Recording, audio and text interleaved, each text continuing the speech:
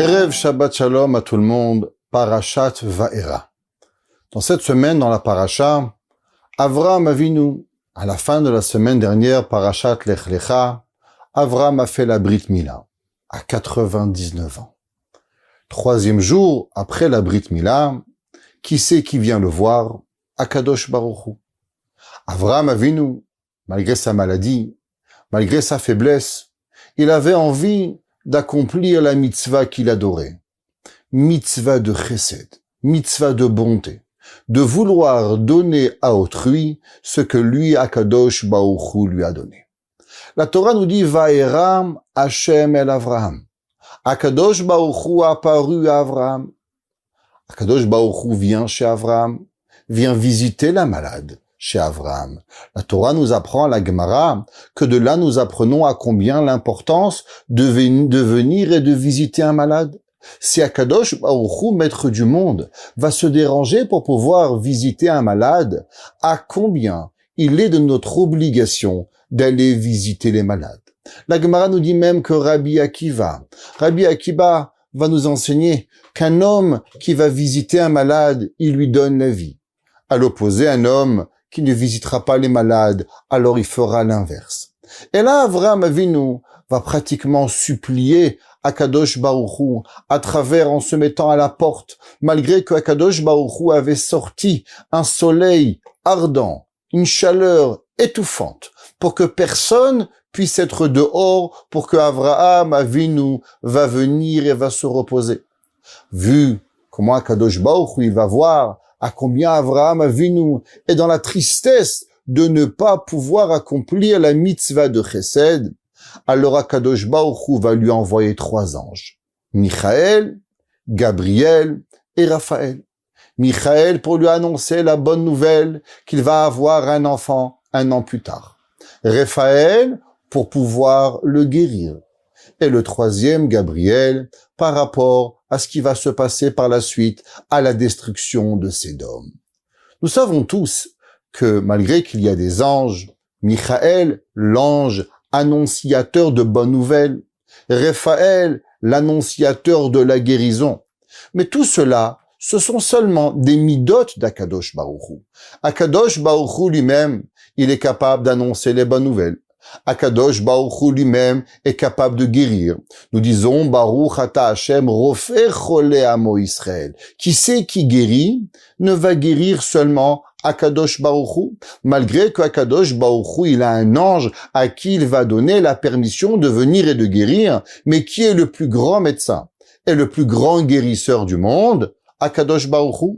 Il nous est même interdit de demander, de prier à un ange. Un ange n'a pas le pouvoir de faire autre chose que Akadosh Baruch Hu lui-même va faire. Les anges sont seulement à la demande de Dieu.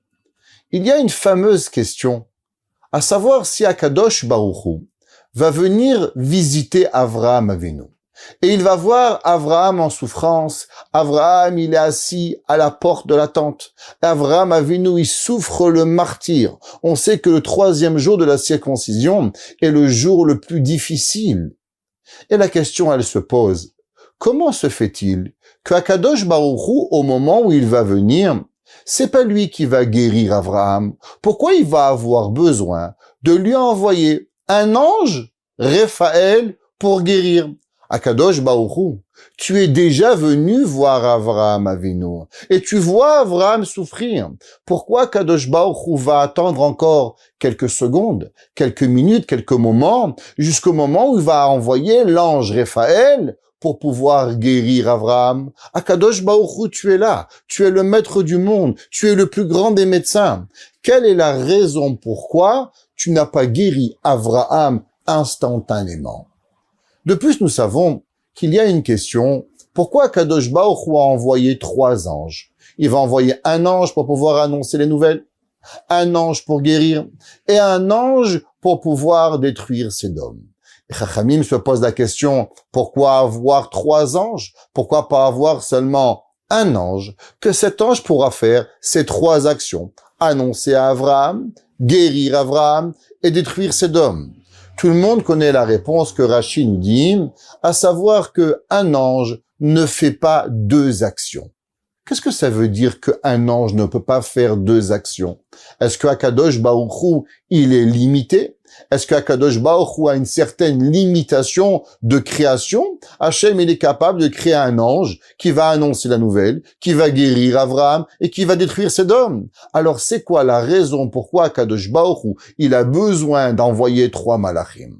À chaque fois qu'Akadosh Baruch Hu, il envoie un ange sur terre, c'est un miracle et nous savons qu'il est interdit et que Akadosh Baruch Hu ne fait pas de miracle pour rien. Chaque fois que Akadosh Baruch Hu va changer une nature, ou Akadosh Baruch Hu va intervenir, il va intervenir de façon bien limitée, de faire exactement ce qu'il doit faire et ce qu'il a l'envie de faire, sans faire quelque chose qui n'est pas besoin d'être fait. Alors pourquoi Akadosh Baruch Hu n'a pas créé un ange à triple action? Pourquoi nous avons seulement un ange à action unique? Il y avait un Rav, un grand Rosh Yeshiva qui s'appelait Rav Shmuel Berenboim. Il était le Rosh Yeshiva de la Yeshiva de Mir en Amérique. Tout le monde connaît la fameuse Yeshiva Mir en Eretz Israël. Mais il y a aussi une grande Yeshiva qui s'appelle Mir, qui est dans la Yeshiva de New York. Et il y avait ce Rosh Yeshiva, il s'appelait Rav Shmuel Berenboim, qui s'appelait Kitra Shel Torah, la couronne de la Torah. Dans son livre sur la paracha de Parashat Vayira, il explique la chose suivante que j'aimerais vous partager. Tout le monde a entendu parler de la yeshiva de Slabodka. À la yeshiva de Slabodka, nous travaillons sur un principe. Ça veut dire que l'homme, il est en difficulté avec le Yetzer Hara. Le Yetzer Hara vient chez l'homme et il essaye, par tous les moyens, de nous faire tomber dans nos difficultés, dans notre parole, dans ce que nous entendons, dans ce que nous voyons, dans ce que nous mangeons, dans la vie de tous les jours, notre comportement humain avec chacun. Et chacun de nous, nous avons et nous devons trouver des solutions comment affronter le Yetzer Hara. Alors en Lituanie, il y avait 2 grands mouvements, le mouvement de Slabodka et le mouvement de Novardok.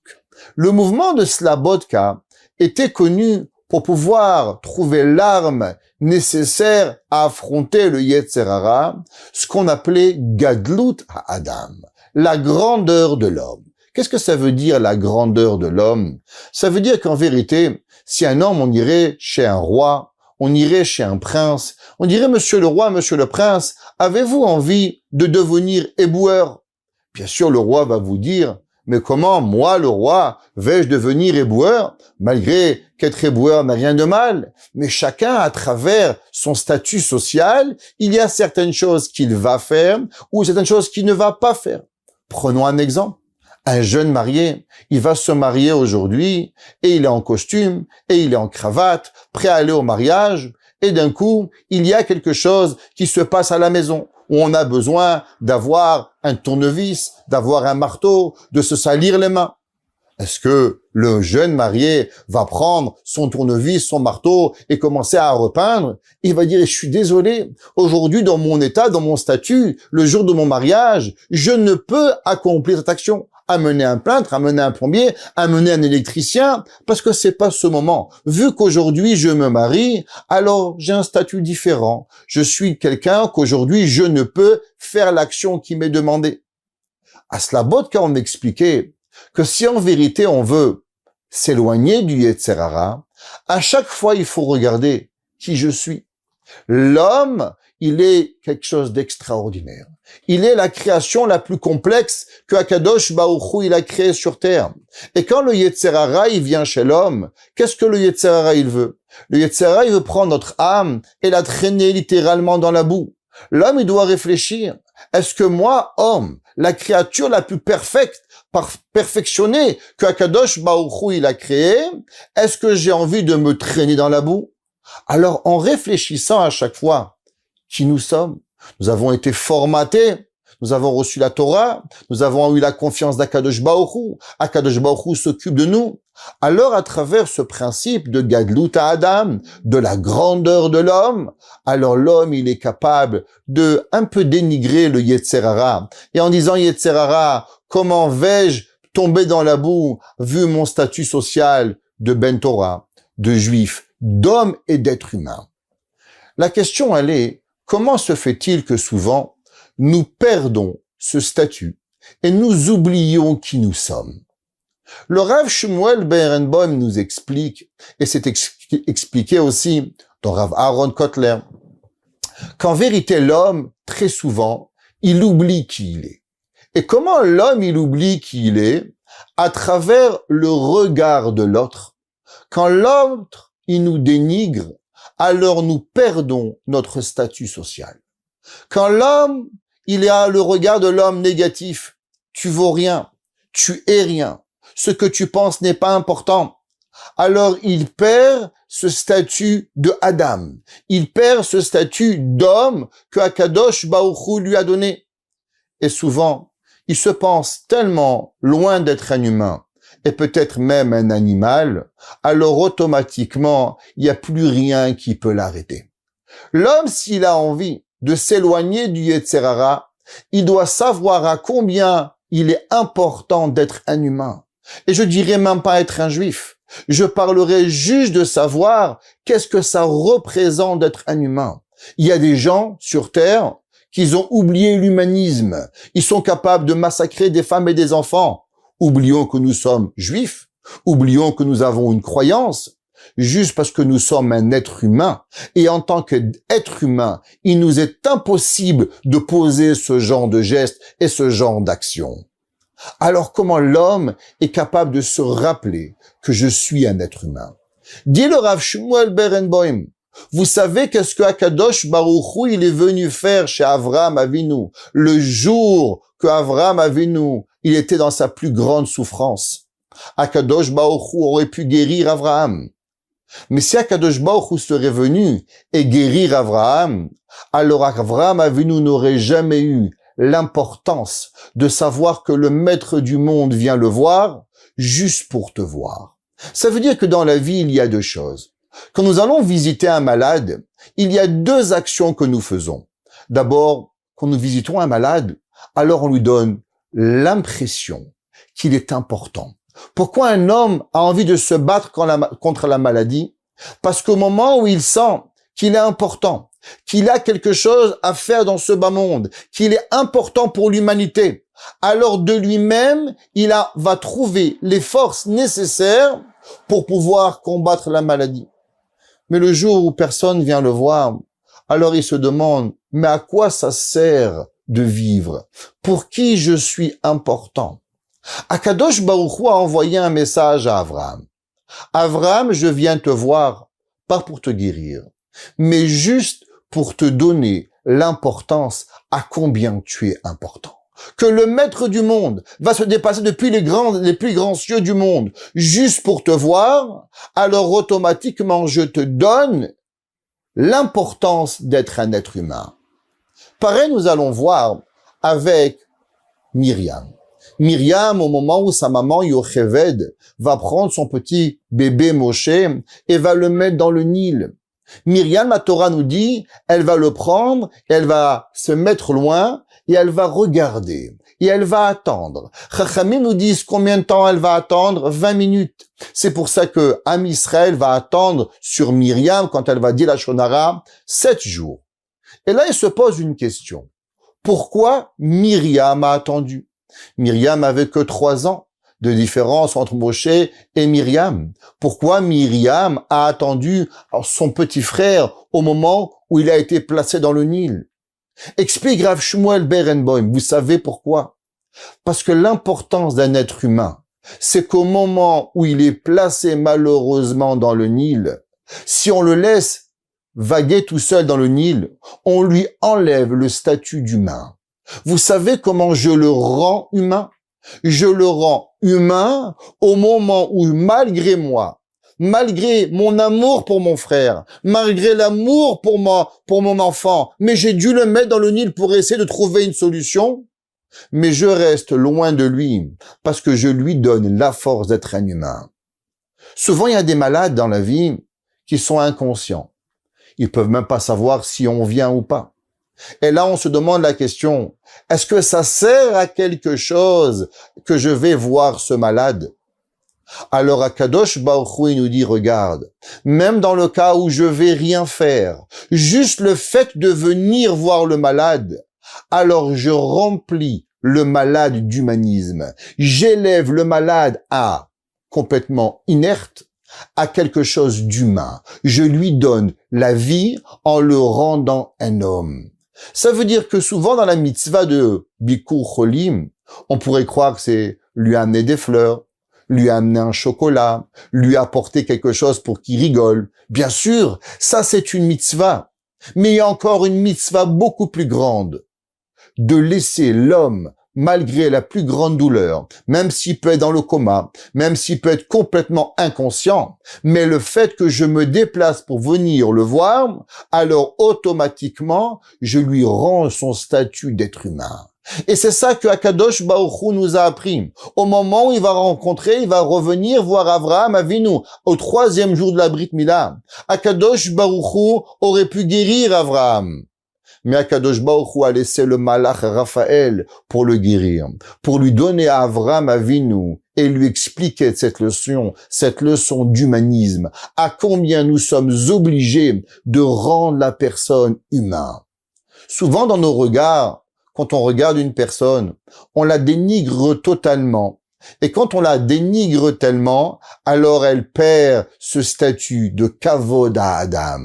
Akadosh Baruch Hu nous dit, Va'era el Avraham. Et il s'est apparu à Avraham. Et tout le monde demande la question. Généralement, quand Akadosh Baruch Hu il prophétise un homme, alors il lui dit quelque chose. Dans la paracha de Va'era, nous voyons pas ce que Akadosh Baruch Hu a enseigné à Avraham, quelle mitzvah, quel comportement, pourquoi Akadosh Baruch Hu est venu chez Avraham, même pas pour le guérir. Dit Rav Shmuel Berenbaum, il lui a enseigné la plus grande des leçons. Tu sais qui tu es, Avraham? Avraham, tu es Avraham. Et que tu es tellement important que je vais descendre du ciel juste pour t'apprendre cette leçon, que tu mérites que l'on vienne te voir, même si on peut rien faire, parce que tu as un statut qui s'appelle Adam. Chachamim nous disent, pourquoi Akadosh Baruch Hu va envoyer 3 malachim? Michaël, Gabriel et Raphaël, comme nous avons enseigné, que nous avons appris au début du cours. Vous savez, souvent, beaucoup de monde essaye de faire beaucoup de choses. Mais souvent, quand on essaye de faire tellement de choses, à la fin, on fait rien du tout. Akadosh Baruch Hu aurait pu envoyer un malach à triple action, un malach pour guérir, un malach pour annoncer, un malach pour pouvoir détruire la ville de Sédom. C'est pas compliqué pour Akadosh Baruch Hu. Il est bala yecholet, il est capable de tout. Mais Akadosh Baruch Hu va enseigner à Avraham une deuxième leçon. Comment une personne peut grandir dans la vie? Souvent, vous savez, il y a différentes personnes dans une yeshiva, dans une école, dans un travail. Et il va y avoir un d'entre eux qui va se dépasser et qui va réussir beaucoup plus que les autres. Et pourtant, on va se poser la question, pourquoi un tel va réussir plus que l'autre? Les capacités intellectuelles du deuxième sont peut-être même souvent plus grandes que le premier. Que ce soit dans l'étude de la Torah, que ce soit à plusieurs niveaux, alors on a toujours cette question. Pourquoi B ou pourquoi C, pourquoi E a réussi plus que 1? Et la réponse, elle est très simple. Vous savez, elle est vouée à quoi la réussite? La réussite, elle est vouée à combien, au moment où tu vas poser ton geste de ton action, tu étais concentré à ton action. Un homme qui est en train de prier, mais au même moment où il prie, il pense à ses vacances à Toronto, il pense à ses vacances à Miami, il pense à la guerre en Israël, il pense à 1 million d'autres choses. Eh ben, sa prière ne sera pas intense. Sa prière ne pourra pas arriver chez Akadosh Baruch Hu. Un homme qui travaille, mais qui a un souci chez lui à la maison, sa femme, ses enfants, son père, sa mère, il sera pas productif parce qu'il ne sera pas à 100% au moment où il va travailler. Il n'aura pas entièrement la concentration de faire ce qu'il doit faire. Un homme qui étudie la Torah, mais au moment où il étudie la Torah, alors il apprend, il est en train de réfléchir, qu'est-ce que je dois faire? Faire un petit business à côté, vendre des chaussettes, vendre des casseroles, aller en vacances. Et il a toute autre chose et toute autre idée dans son cerveau au moment où il va étudier.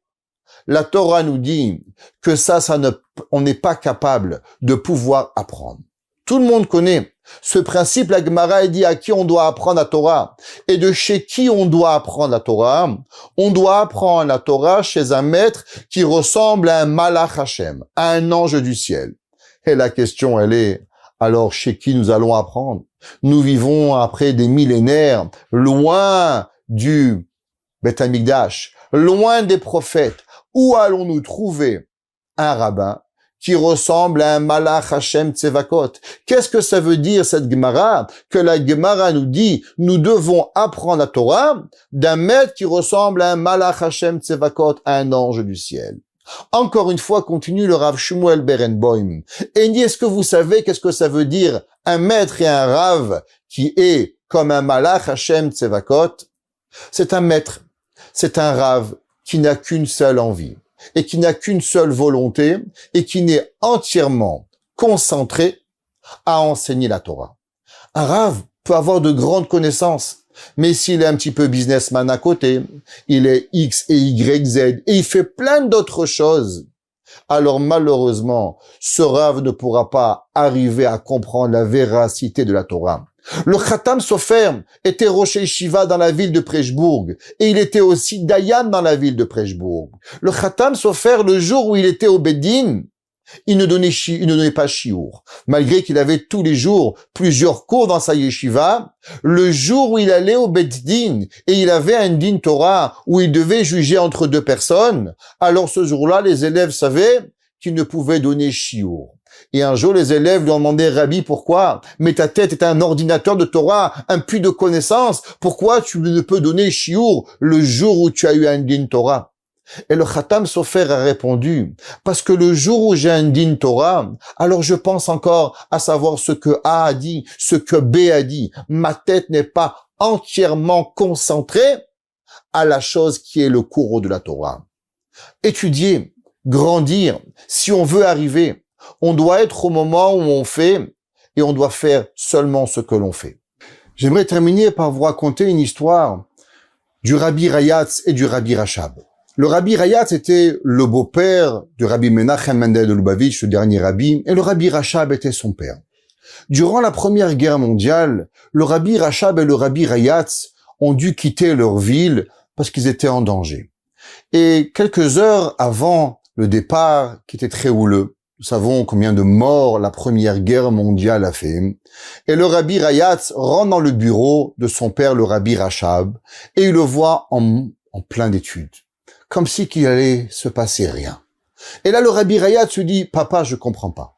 Dans quelques heures, nous allons quitter nos familles, nous allons mettre notre vie en danger. Comment tu arrives à étudier? D'où trouves-tu cette force pour faire comme si de rien n'était?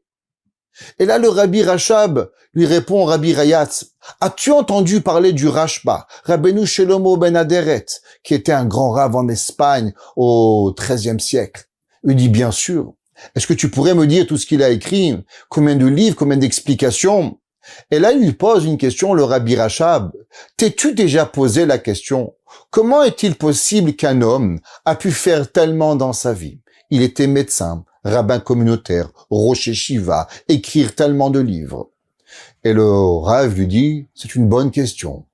Et le Rabbi Rachab lui dit, ben voilà le secret.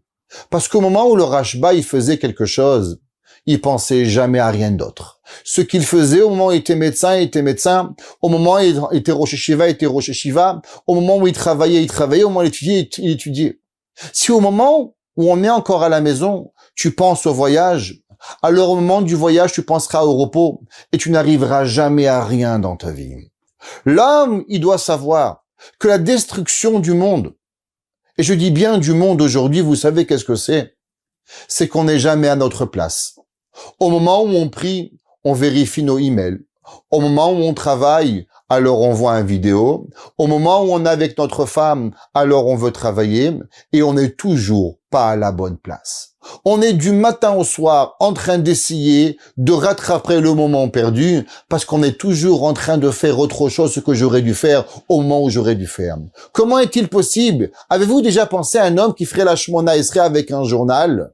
Et pourtant, combien de personnes, au moment où leur téléphone il sonne, ils vérifient leurs messages, ils vérifient leurs nouvelles. Ça veut dire au moment où on est en train de prier, on prie plus. Au moment où on n'étudie plus. Au moment où on est avec nos enfants et notre épouse en train de manger, alors on est en train de faire autre chose. Alors on est complètement perdu.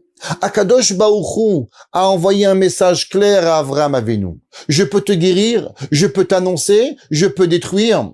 Mais je vais t'apprendre une leçon, Avraham. Si tu vas vouloir créer un peuple juif qui va être capable de vivre millénaire, la première chose que tu dois savoir, c'est au moment où je viens te voir, je fais rien d'autre.